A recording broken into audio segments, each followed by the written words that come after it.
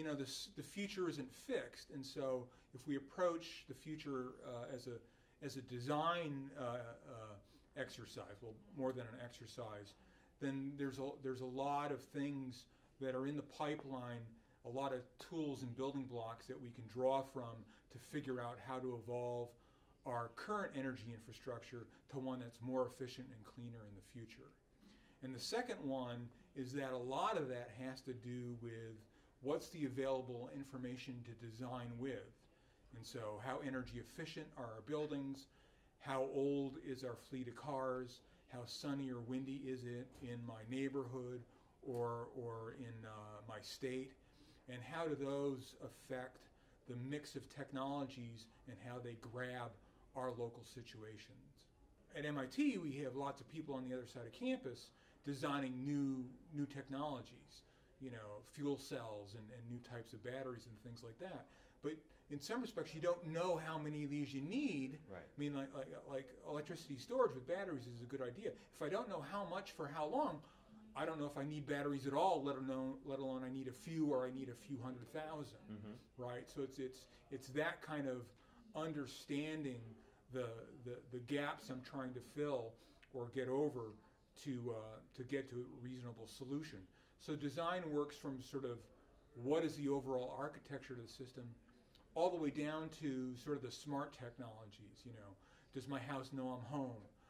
Can it go into low energy mode while I'm at work? Does it know I'm on my way home because my phone is telling my house that I'm on the way home, and it can turn on the air conditioning in summer, and I didn't have to worry about running it all day because my house didn't know if I was going to be home at 3, 4, or 7:30. Right. Are humans in that loop? You know, so if you have a smart thermostat, does it tell me to turn down the thermostat? Or does it, you know, like the Nest thermostat, learn my general preferences and turn it down in anticipation of the fact that, oh yeah, electricity is going to be expensive today, I better, you know, adjust the thermostat before I leave. Right. Well, I might forget 2 times out of 5, and I lose that energy efficiency. So there's a very, very big design question in sort of the behavioral science spaces.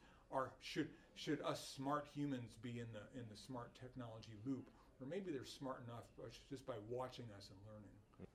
Well, the trend we've been seeing over the last decade or so, and certainly the last several years, is for the sustainable energy challenge to get to a low carbon economy, you really need to go local. And so these ideas that you need to know the specifics for every place on the planet as to where the energy efficiency opportunities are, how many renewables are locally, and how well you can capture those to meet local energy needs, and the tools to do that is the real principal driver. We were doing a project 10 years ago on how to dramatically improve air quality in Mexico City. And we're doing this and we're going, well, Mexico City's nice, but pretty much any major town or small city around the world is going to have this toolkit because they're all growing over time. And so how do you do that? You know, do projects that help specific places, but then understand and develop more generic or develop toolkits that, you know, you can give any place where they can take them and essentially start to do this for themselves, looking at what other people have done. But to do that, you need local information.